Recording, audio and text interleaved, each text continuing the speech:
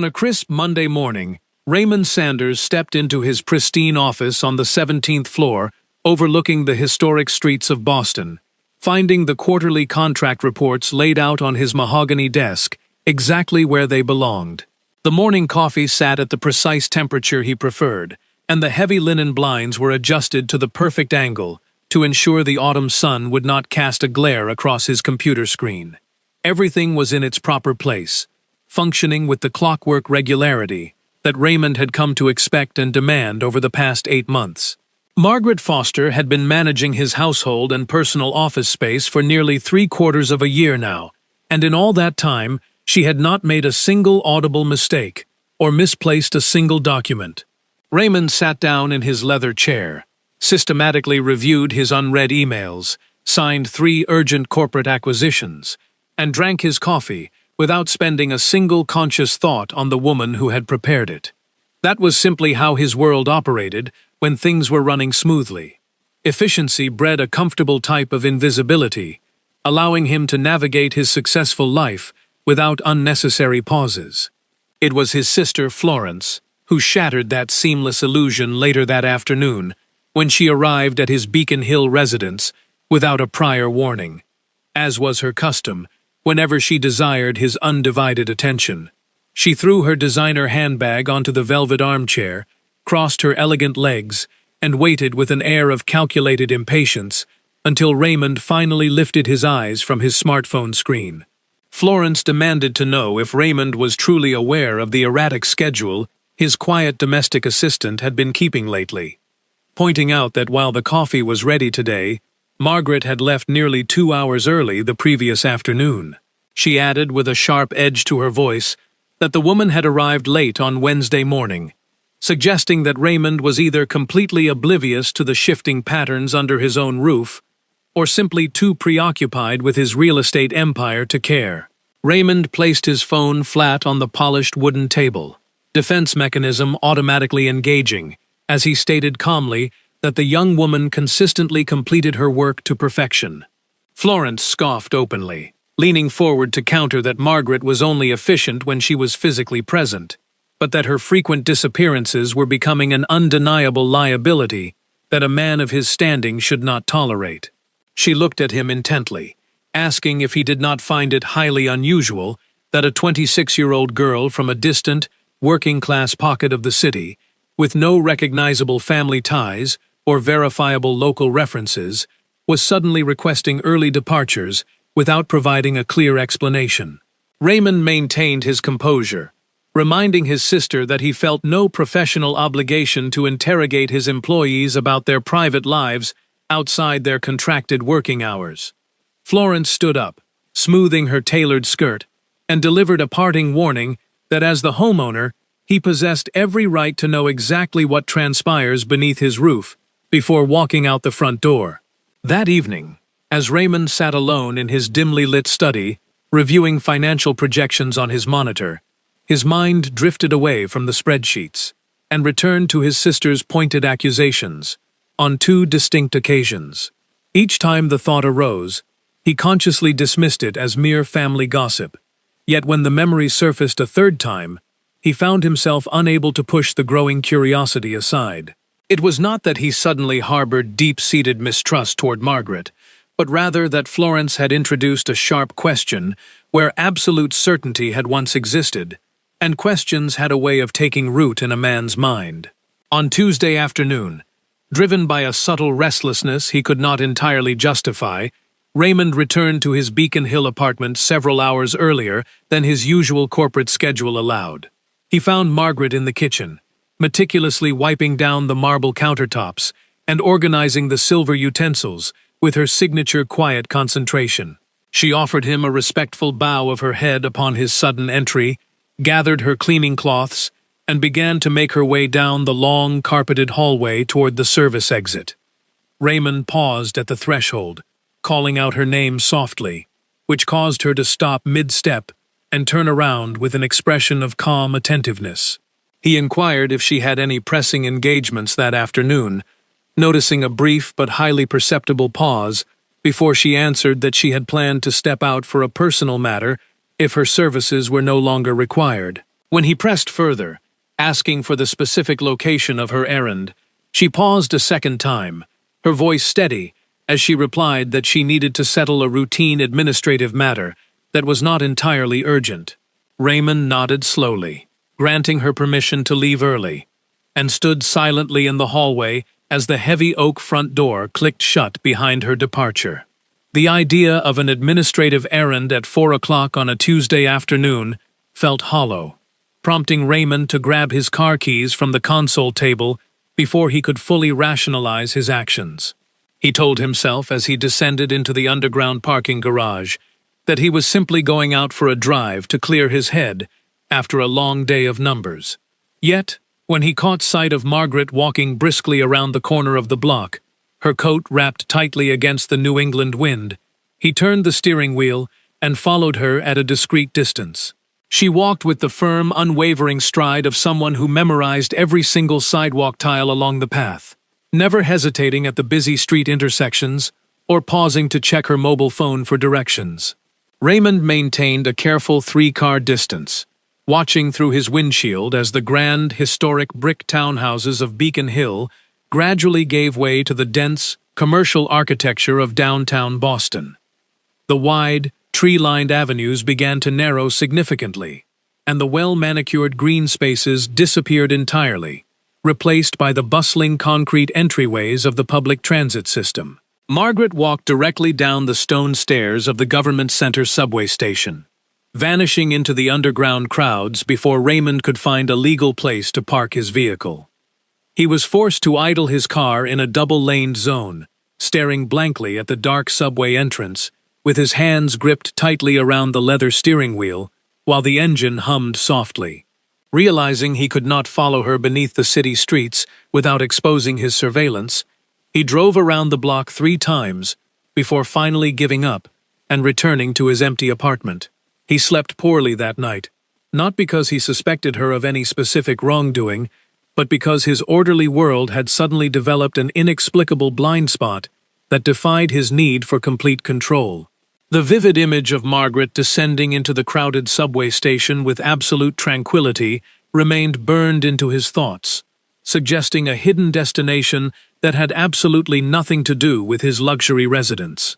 Raymond was a man accustomed to knowing every variable within his personal orbit, possessing comprehensive data streams for his real estate contracts, his corporate partners, and his office subordinates. Margaret Foster represented the singular, unmapped territory in his otherwise predictable life, and the sudden realization of his own ignorance troubled him deeply as the midnight hours ticked away. On Wednesday morning, she arrived precisely at 7 o'clock, prepared his breakfast without uttering a single unnecessary word, and retreated into the depths of the household with the silent efficiency he had always praised. He found himself studying her movements from afar, wondering if that professional quietness was a shield designed to protect a secret far more complex than a simple administrative errand. Florence called his office on Wednesday afternoon, her voice filled with the triumphant expectation of someone who believed her initial suspicions were about to be validated by an expensive investigation. She demanded to know if Raymond had confronted the girl yet, to which he replied flatly that he had merely asked about her afternoon destination and received a satisfactory answer regarding a personal errand.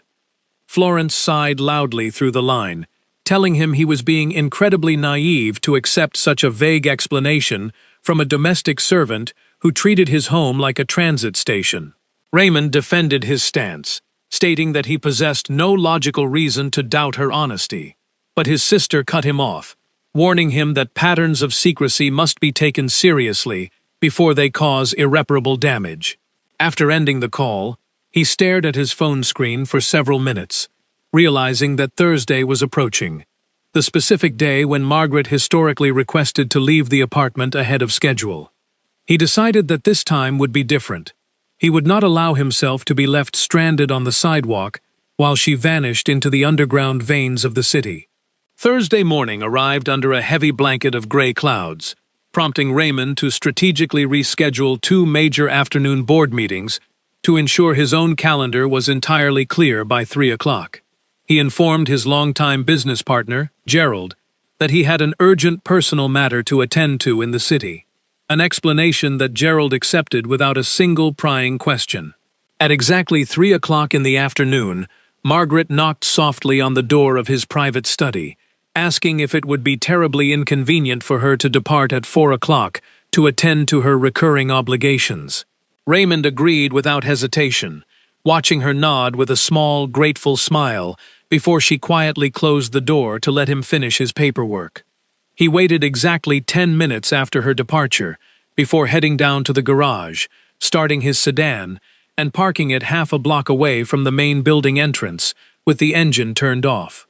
At 5 minutes past 4 o'clock, Margaret emerged from the lobby doors, carrying a heavy canvas tote bag that Raymond had never seen her bring into his home during her morning arrivals.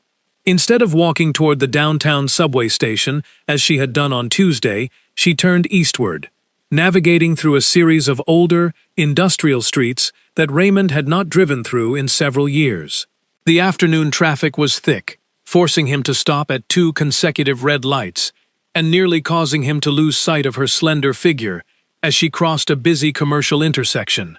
He accelerated carefully, turning the corner just in time to see her walk toward a weathered, historic multi-family wood frame house with faded yellow paint and a chipped green metal gate.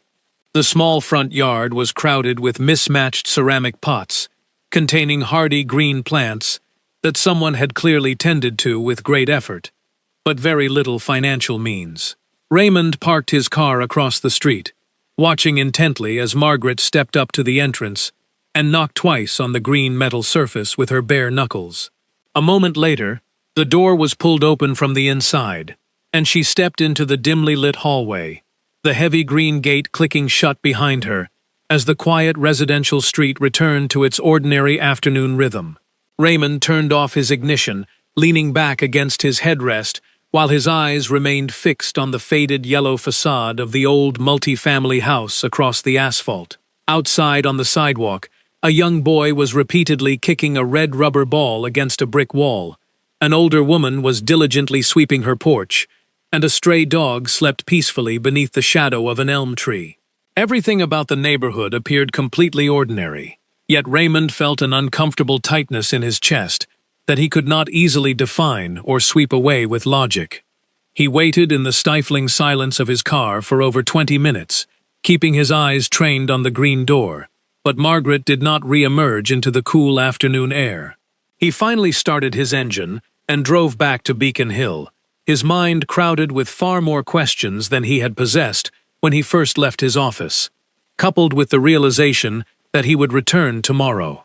When Raymond returned to the faded yellow house on Friday afternoon, he refused to label his actions as surveillance, choosing instead to view it through the professional lens of verifying an operational inconsistency. He told himself that as an employer, he was simply managing a potential risk, yet the sudden realization that he had arrived before Margaret even turned the corner made that corporate excuse feel incredibly hollow. She arrived precisely at 10 minutes past 4 o'clock, carrying the exact same canvas tote bag and walking with the same determined, unhurried pace that suggested her destination was of immense personal importance. She knocked twice on the green gate, waiting patiently until the lock turned from within, her slight frame silhouetted against the weathered wood, before she disappeared into the building. Raymond exited his vehicle this time, realizing that sitting behind a steering wheel staring at a closed door was a cowardly way to seek the truth that was beginning to consume his thoughts. He walked quietly across the asphalt, his leather shoes making no sound against the pavement, as he approached the side entrance of the multi-family home where a grated window sat just above eye level. He stood there with his hands deep in his coat pockets, listening intently as the low murmur of voices began to drift through the metal bars from the apartment inside. He recognized Margaret's voice immediately. It was entirely devoid of the formal, clipped tone she utilized in his presence, replaced by a deep, melodic warmth that felt completely foreign to him. A second voice joined the conversation, a man's voice, raspy and thin with advanced age, speaking with a slow, deliberate effort that suggested each spoken word required a physical toll from his frail body. Raymond remained frozen on the sidewalk, suddenly struck by the utter ridiculousness of his situation. A wealthy real estate developer overseeing hundreds of employees, standing in a narrow alleyway trying to eavesdrop on his housekeeper. He was about to turn away out of a sudden wave of self-reproach when the clarity of the dialogue sharpened, forcing him to remain anchored to the cold stone foundation of the old house. He heard Margaret gently telling the elderly man that she had brought a fresh container of chicken soup, assuring him it was still warm because she had wrapped it tightly before leaving her morning shift. The old man, whom she addressed as Edward, rasped that she should not be spending her hard-earned money on such luxuries, to which Margaret firmly replied that taking care of him was never a burden. She inquired about the severity of his joint pain today, and Edward dismissed it with a tired sigh, stating he had simply grown accustomed to the constant ache in his bones over the years. Margaret's voice took on a fiercer quality as she insisted he should not accept the pain, promising to bring the new prescription medications the doctor had ordered during her next visit. A third voice entered the room, a woman's voice, fragile and trembling with an underlying dampness that suggested she had recently been weeping into the quiet safety of her small kitchen. She called Margaret by her name, her voice cracking as she confessed that she and Edward would be utterly lost in their final years without her constant presence and support. Raymond felt his breath catch in his throat as the elaborate theories his sister had spun over the past 2 weeks completely disintegrated into the autumn air. There was no illicit double life, no deceptive financial scheme, and no betrayal of trust occurring within the walls of this faded yellow house in East Boston. There was only a young woman, possessing very little of her own, kneeling in a modest room to feed a bowl of warm soup to 2 elderly citizens who had no one else left in the world to watch over them. Raymond walked away from the grated window before Margaret could finish her duties, returning to his car and driving through the city traffic with a profound sense of internal misalignment.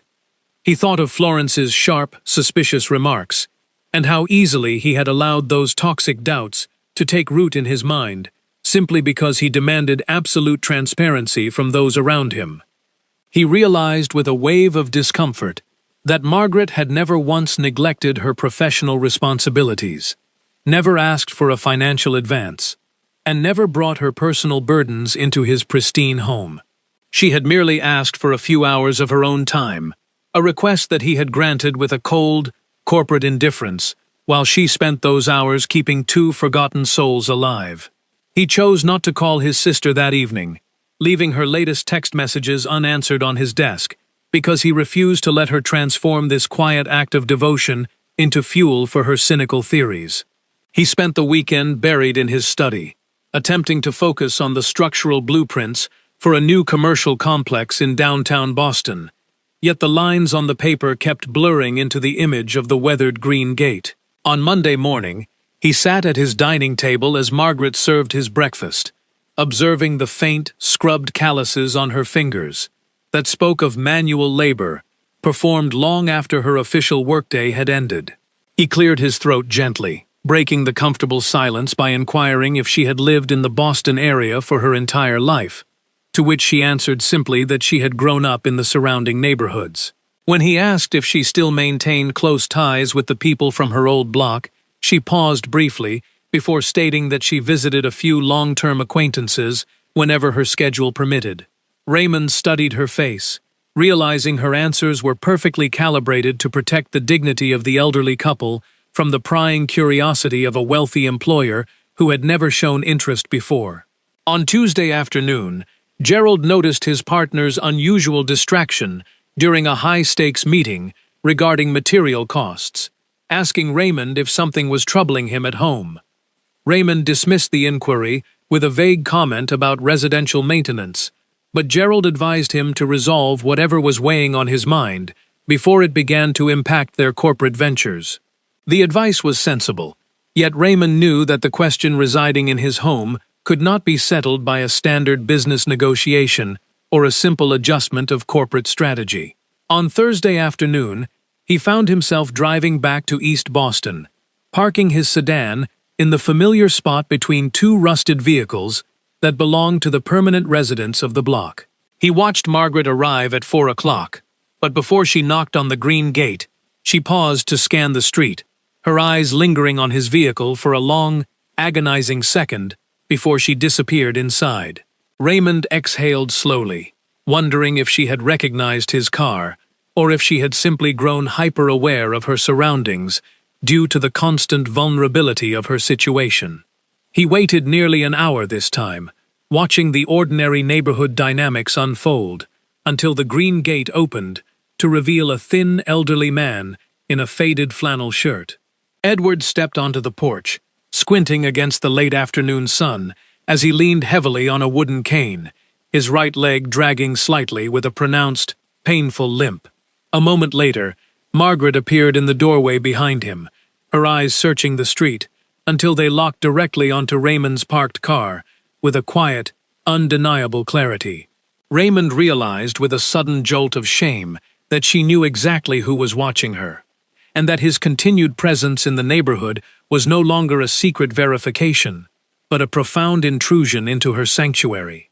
The following Friday morning, Raymond departed early for a site inspection in the southern suburbs of the city, leaving explicit instructions for Margaret to deep clean the historical guest suite that remained permanently closed.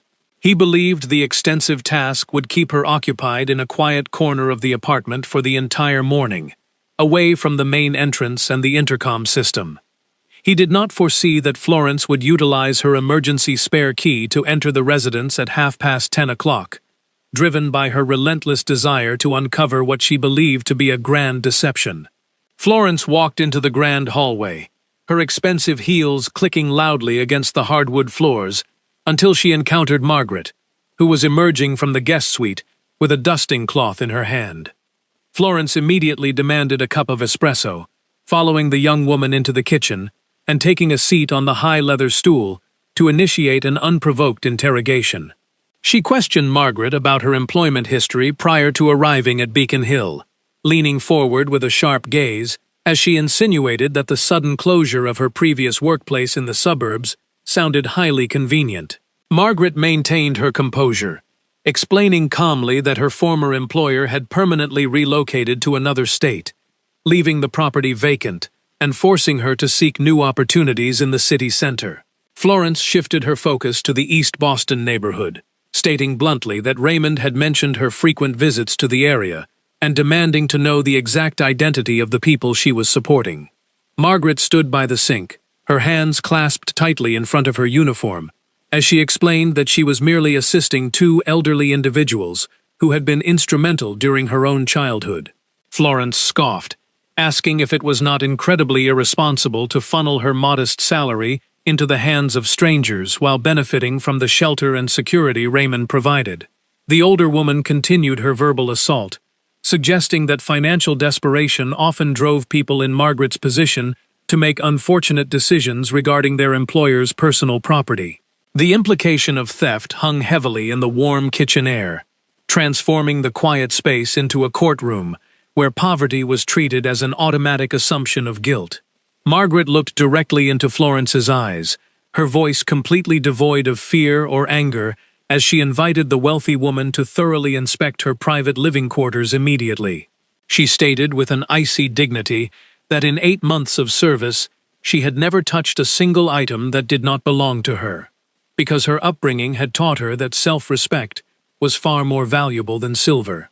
Florence stood up, visibly unsettled by the absolute lack of defensiveness from the young woman, and gathered her coat while muttering that she would discuss the irregular living arrangements with her brother. When Raymond returned to the apartment at 2 o'clock in the afternoon, he found Margaret meticulously finishing the brass polish on the guest room door handles, her movements carrying a rigid formality that indicated an internal storm. He entered the room, praising the quality of her work, but noticed that she refused to meet his eyes as she gathered her cleaning supplies into her plastic caddy. He asked directly if his sister had visited the apartment during his absence, and Margaret paused, confirming that Florence had arrived at mid-morning and asked several detailed questions regarding her financial choices. Raymond felt a heavy wave of anger wash over him, realizing that his sister had crossed a line that he had failed to protect through his own hesitation and silence. He offered his deepest apologies for his family's behavior, assuring her that he had never authorized such an intrusive confrontation under his roof. Margaret placed her polishing cloth into the caddy, taking a slow, grounding breath, before she asked Raymond if he had also harbored the same degrading suspicions about her integrity when he first began following her. Raymond refused to hide behind a convenient lie, admitting openly that while he never believed she was a thief, he had allowed his sister's questions to cloud his judgment out of a foolish need to know everything. He confessed that he had stood outside the grated window in East Boston the previous week and heard her feeding the elderly man, realizing in that singular moment how incredibly small his own perspective had been. Margaret sat down on the edge of the velvet armchair, the long-standing wall of professional distance between employer and employee finally collapsing under the weight of shared honesty. She looked out the window at the distant city skyline, her voice dropping to a soft whisper as she confessed that Edward and Pearl Vance were the two human beings who had saved her life when she had absolutely nothing left. She explained that her mother had passed away from a sudden heart ailment when Margaret was only 15 years old, leaving her 5 children to navigate the harsh realities of the city without financial protection. Her older siblings had quickly scattered to different corners of the country to survive, leaving her entirely alone in their old neighborhood, with no legal guardian and no visible means of support. She spent 2 exhausting weeks sleeping on a concrete floor in a neighbor's crowded apartment until the family could no longer afford to feed an extra mouth, forcing her onto the streets with a single backpack of clothes. In a moment of absolute desperation, she had knocked on the door of Edward's small automotive repair shop, offering to clean the garage and organize his tools in exchange for a safe corner to sleep. Edward and his wife Pearl did not possess a spare bedroom, but they spent 2 hours clearing out an old wooden tool shed in the back of their small yard, lining it with blankets and a small electric heater to give her a home. Raymond stood entirely motionless by the window, listening to the brutal reality of a life shaped by systemic neglect and profound personal grace, realization dawning on him that his own wealth was merely an accident of birth. Margaret explained that her early departures on Thursdays were entirely due to Edward's severe flare-ups, which prevented him from lifting a spoon or standing up without assistance, leaving Pearl too frail to manage his care alone. She confessed she had hidden the truth because previous employers had terminated her services the moment they discovered she had significant caretaking responsibilities outside her domestic duties. Raymond assured her with a quiet ferocity that her position in his home was absolutely secure, realizing that the young woman sitting before him possessed a wealth of character that could never be bought with a real estate empire. On Thursday afternoon, Raymond placed a call to his sister, his voice carrying a cold, uncompromising finality that Florence had never encountered from her younger brother during their entire adult lives. He informed her that he was fully aware of her cruel behavior in his kitchen and demanded the immediate return of his emergency residence key before the end of the business week. Florence attempted to defend her actions by claiming she was merely protecting his financial interests, but Raymond cut her off, stating that Margaret Foster was a guest of honor in his home and that her dignity was no longer open for discussion. He instructed her to leave the spare key with the front desk concierge and ended the conversation before she could offer another manipulative excuse, permanently closing that chapter of toxic family interference. The following Friday morning, Raymond instructed Margaret to remain at home until the afternoon, explaining that he had arranged a private transportation service to bring Edward and Pearl to a specialized medical facility in the city. Raymond drove to East Boston alone, parking his sedan in front of the faded yellow house and walking up the wooden steps to knock firmly on the weathered green gate. Pearl opened the door, her small frame wrapped in a faded wool shawl, as she studied his simple attire with a mixture of caution and quiet curiosity. Raymond introduced himself respectfully, explaining that he had come to escort them to their scheduled appointments, and that Margaret had been granted the morning off to rest after an exhausting week. He was invited into the modest apartment, which was filled with the rich aroma of chicory coffee and the spotless, disciplined cleanliness that Margaret had clearly brought from her childhood years in the house. Edward sat in a worn leather armchair by the window, his large, arthritic hands resting heavily on his lap, as he evaluated the wealthy real estate mogul with the sharp, discerning gaze of a craftsman who had spent a lifetime reading the true quality of raw materials. Raymond sat on a wooden stool across from the old mechanic, accepting a chipped porcelain mug of black coffee from Pearl, without a single hesitation or display of affluent discomfort. They spent nearly an hour discussing the changing landscape of the city, with Edward offering sharp, insightful critiques of modern architectural practices that valued quick corporate profits over enduring human craftsmanship. Raymond listened with deep respect, realizing that the old man possessed a profound wisdom born of practical labor and survival, a perspective that no elite business school could ever replicate. Before leaving for the clinic, Raymond quietly placed a folded piece of stationery on the small kitchen table, instructing Pearl to open it only after they had returned from their medical evaluations later that afternoon. The note contained 3 distinct pieces of information that Raymond had systematically arranged through his corporate network over the past 72 hours to permanently alter the trajectory of their fragile lives. The first line indicated that a permanent commercial account had been established at the local pharmacy under their names, with all past and future medication expenses fully covered by his corporate estate. The second line confirmed that a dedicated non-emergency medical vehicle had been retained to transport them to weekly physical therapy sessions to help Edward regain the functional use of his right hand. The third and most significant line stated that the building's landlord had received a lump sum rental payment covering the next 5 years of their tenancy, ensuring that the threat of eviction would never darken their doorstep again. 3 months later, the faded yellow house in East Boston featured a beautifully crafted, solid oak front door that opened smoothly without the loud metallic screech that had characterized the old green gate for decades. The new entrance had been meticulously installed on a crisp Saturday morning by a local carpenter named Charles, whom Raymond had hired from one of his commercial construction sites. Edward had spent the entire morning sitting on the porch in his new fleece jacket, offering colorful advice regarding the proper alignment of the steel hinges, while Charles worked with a respectful grin.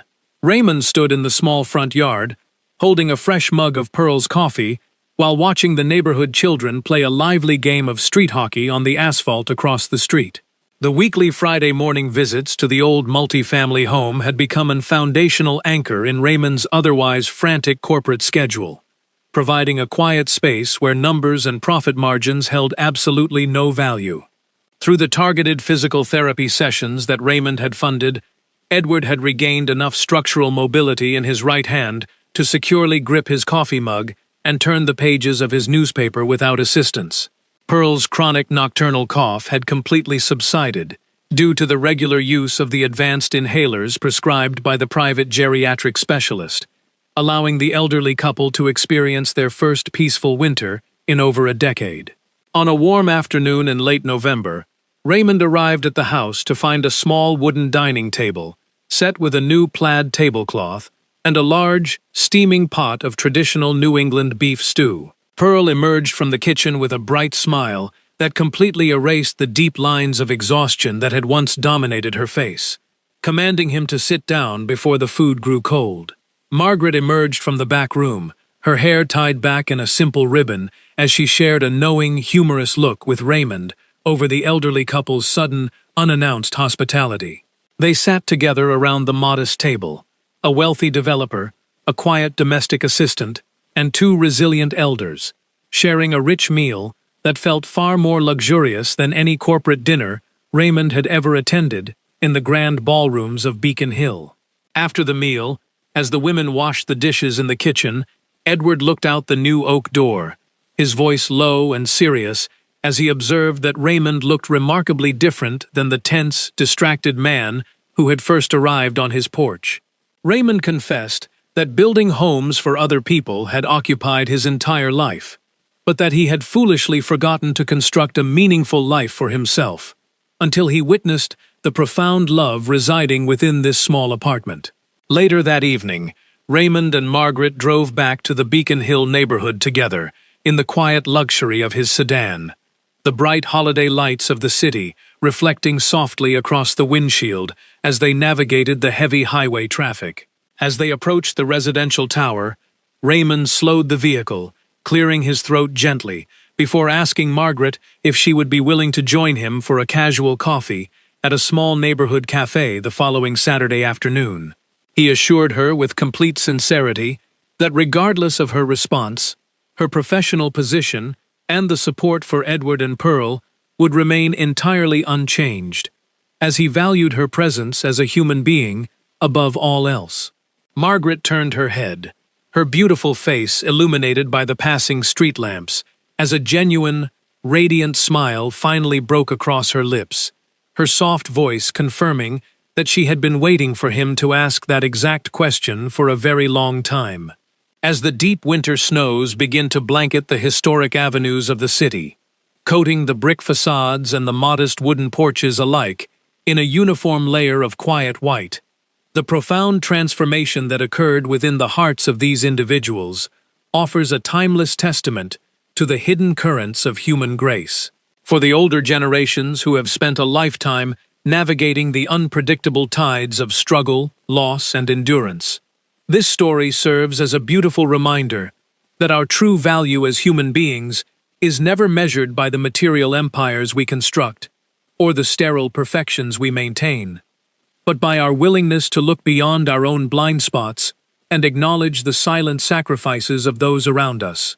Wealth, in its most common worldly definition, often acts as a heavy insulation that dulls our spiritual senses, creating a false illusion of self-sufficiency that convinces us we are entirely separate from the hardships of the vulnerable souls who sweep our floors and prepare our daily bread. Yet, as the years advance and the physical strength of youth inevitably fades into the gentle twilight of old age, the grand architectures of corporate success begin to look remarkably hollow when compared to the simple, enduring beauty of an unconditional act of devotion. The profound lesson woven into the fabric of Raymond's awakening is that true sight requires a deliberate softening of the ego, a conscious decision to step outside our comfort zones and stand in the narrow, unfamiliar alleyways of human suffering, without a corporate agenda or a desire for personal praise.